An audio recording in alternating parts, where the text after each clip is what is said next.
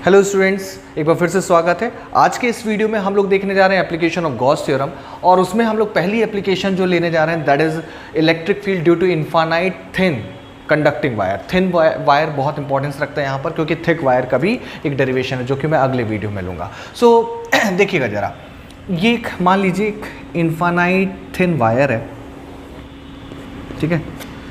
Okay, conducting बोला है तो पूरा चार्ज सरफेस पर होगा, और वैसे भी थिन है तो उससे कोई टेंशन नहीं होती है।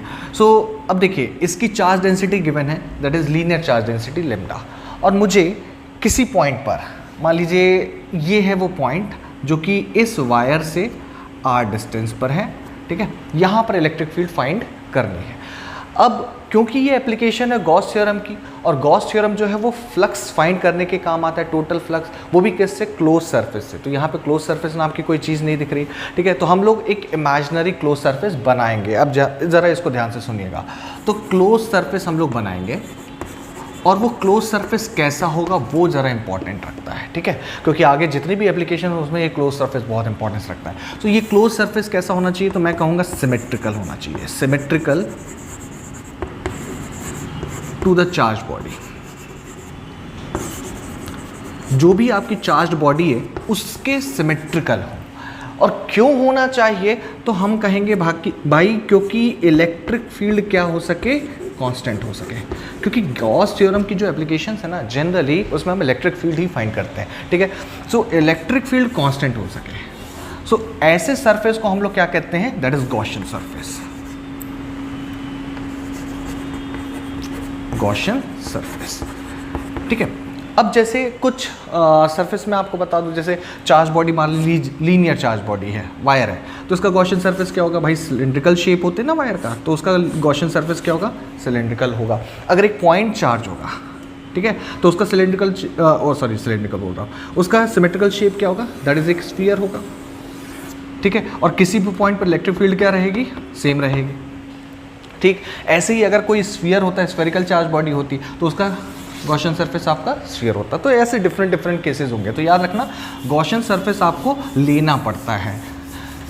गॉसियन सरफेस क्या है, क्लोज सरफेस है, ठीक है, जिस भी बॉडी का इलेक्ट्रिक फील्ड आप फाइंड कर रहे हैं। और क्लोज सरफेस इसलिए लेना है क्योंकि आप तभी तो गॉस थ्योरम लगा सकते हैं, ठीक है। सो मान लीजिए ये एक वायर था, तो उसका मैंने इस पॉइंट पे मेरे को अगर फाइंड करना है, चलिए थोड़ा पास कर लेता, इस पॉइंट पे फाइंड करना है, ठीक। तो मैंने उतने ही रेडियस का एक गॉसियन सरफेस ले लिया।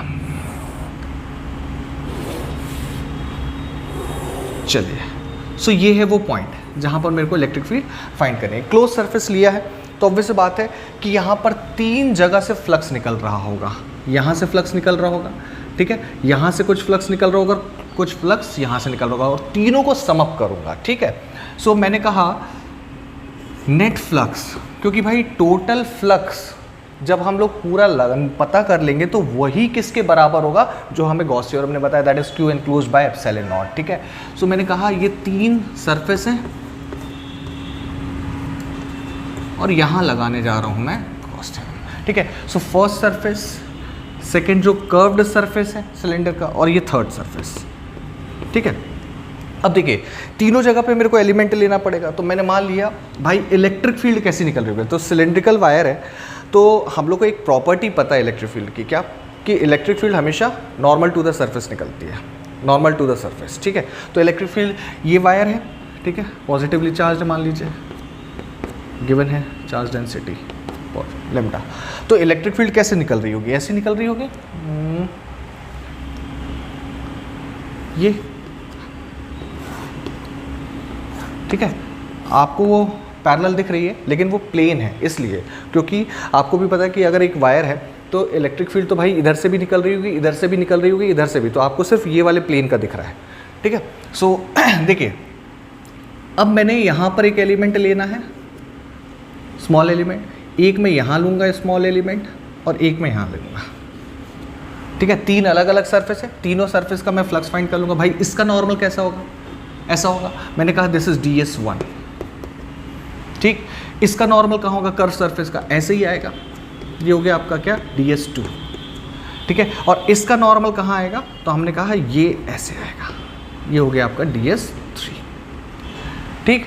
अच्छा, अब φ1 क्या होगा, मैं एक एक करके सारी वैल्यूज फाइंड करता हूँ फिर पुट कर दूंगा, ठीक है।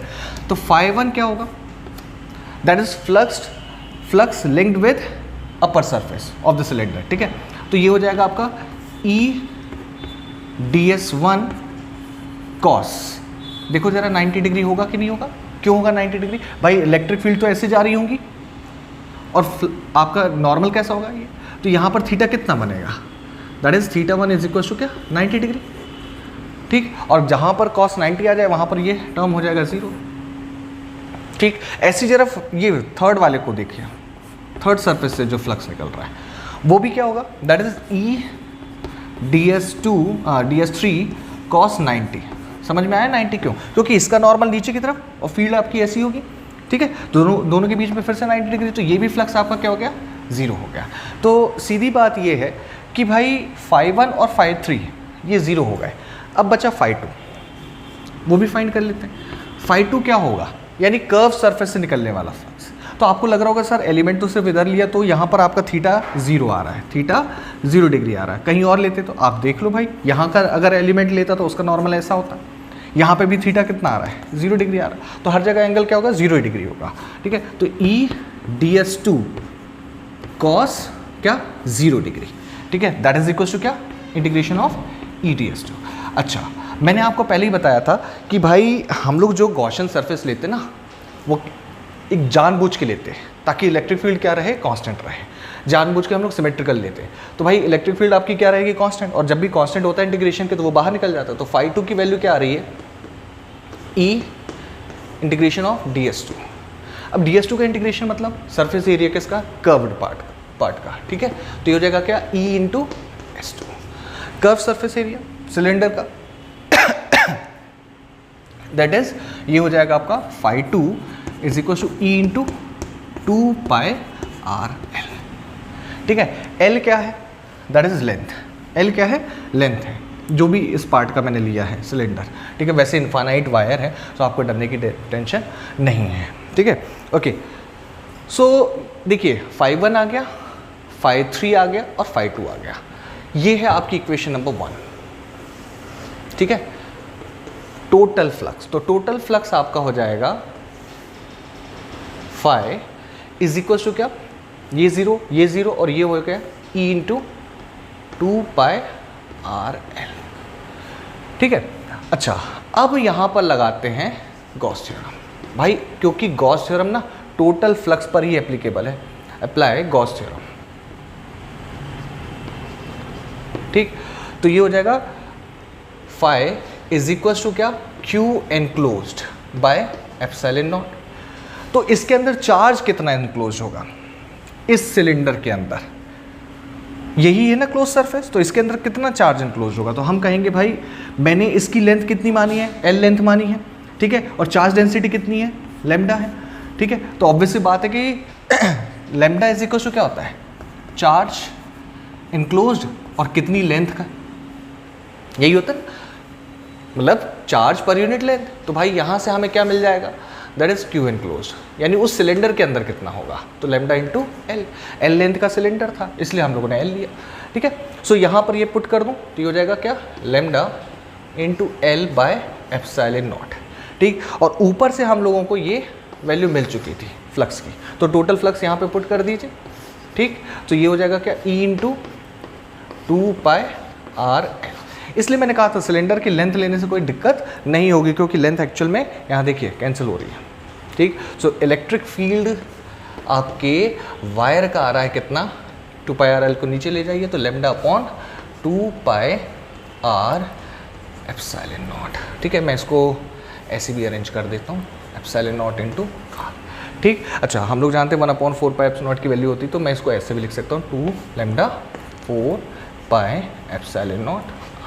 सो ये है आपकी इलेक्ट्रिक फील्ड, ठीक है, इनफाइनाइट थिन वायर की, ठीक है।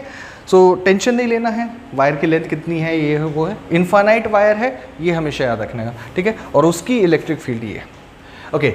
अब देखिए डायग्राम में अगर देखें तो इलेक्ट्रिक फील्ड आपको पैरेलल दिख रही है, पर वो इलेक्ट्रिक फील्ड एक्चुअल में डिपेंडेंट टू आर है, दिख रहा है आपको डेरिवेशन में, देखिए फाइनल एक्सप्रेशन E और R, यानी E कैसा है, इन्वर्सली प्रोपोर्शनल टू R है, ठीक। सो एक्चुअल में इलेक्ट्रिक फील्ड इसकी ऐसी होती है, चारों तरफ से ऐसे निकल रही होती है, ठीक है। यानी मैं अगर ऊपर से आपको दिखाऊं तो वो कुछ, मैं यहाँ दिखाता हूँ, अगर ये एक वायर है ऐसे गया है, ठीक है, तो उसकी इलेक्ट्रिक फील्ड ऐसी होगी, ठीक है। सो ये यूनिफॉर्म इलेक्ट्रिक फील्ड नहीं है, कंफ्यूजन मत होइएगा, ठीक है, कंफ्यूज मत होइएगा कि अगर ये इलेक्ट्रिक फील्ड है तो ये वायर, वो हम प्लेन में दिखा ज़रूर रहे हैं पर एक्चुअल में वो ऊपर से देखने पर, टॉप व्यू अगर देखेंगे तो इलेक्ट्रिक फील्ड आपकी ऐसी होगी। So this is the expression, ठीक है। टोटल फ्लक्स φ1, φ2, φ3, और उसके बाद हम लोगों ने अलग अलग सरफेस पर लगाया फ्लक्स का फॉर्मूला, तीनों सरफेस का फ्लक्स निकाला, ठीक। और फिर उसके बाद पुट करने के बाद हम लोगों ने लास्ट में गॉस थ्योरम अप्लाई करी, क्योंकि गॉस थ्योरम तो टोटल फ्लक्स के लिए होता है, कितना, that is Q enclosed by epsilon not. फिर हम लोगों ने ये फाइंड कर लिया कि इसके अंदर कितना चार्ज इनक्लोज्ड है, तो उसके लिए हम लोग वहाँ पर गए, ठीक है। सो ये है आपका फाइनल एक्सप्रेशन, ठीक है। चलिए भाई, होप समझ में आया होगा सारी चीज़ें, ठीक है। अगले वाले वीडियो में मैं थिक वायर का डेरिवेशन करवा दूंगा, ठीक है, by using Gauss theorem. Thank you very much.